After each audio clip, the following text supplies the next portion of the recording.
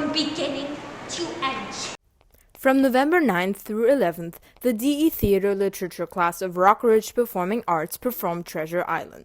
Scenic designer Junior Bella Hasbun and special effects designer Junior Kaylie Rivers discussed where they drew inspiration from to craft designs and the difficulties they faced within their design areas. I am one of 3 special effects designers.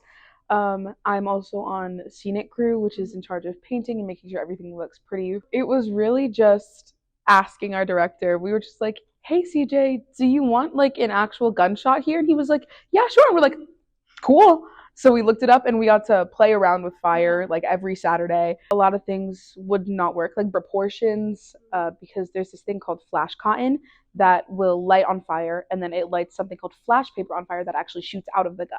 And if you put too much flash cotton, it doesn't go off. It'll just shoot the paper out, but it won't be on fire. So that was one of our biggest struggles, was getting the proper proportions.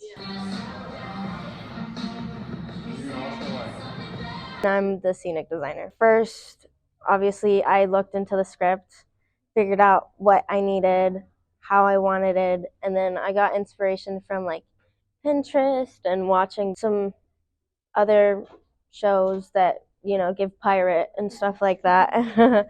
I just wanted a lot of kind of darkness and ugliness and, you know, yucky stuff. The stage extension was crazy because in the script there's a lot of holes and a lot of, oh, a character is here and then poof, they disappear. So that was fun to figure out, and obviously the directors helped a lot with that.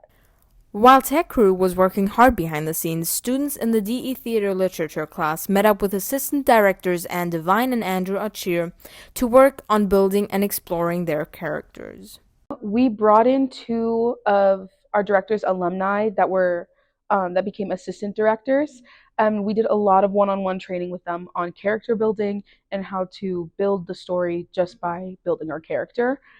So that was what we did a lot of, and that's how we all got to where we are with our characters. Coordinates, Sir Squire! I have lost all faith in English man and woman! This heartbreak is all coordinates from my brain. I believe there is nothing in your brain, Squire. I play the intrepid Squire Trelawney. Squire Trelawney is he's a very silly guy who has lofty ambitions. So I kind of just channeled the most goofiness I could, and like I took a lot of notes from my directors, of course, where they told me to, you know, amp up the energy, be flamboyant, be silly, be a little annoying. You got to be very showy, I guess. Unlike RRPA spring shows, this year's fall play was not a musical, making the show more difficult and leading the program to specifically focus on building the ensemble. It's a difficult one because there's no musical numbers that involve the whole company. It's not a musical at all. It's completely acting based. So it really focuses on the ensemble, the cast, like ability to work together and really make everything come together. Though the weeks leading up to the show were stressful, Rivers found it rewarding to see everything come together in the end and finally perform it in front of an audience. Just seeing it all come together is honestly the most rewarding part, other than actually performing it for people.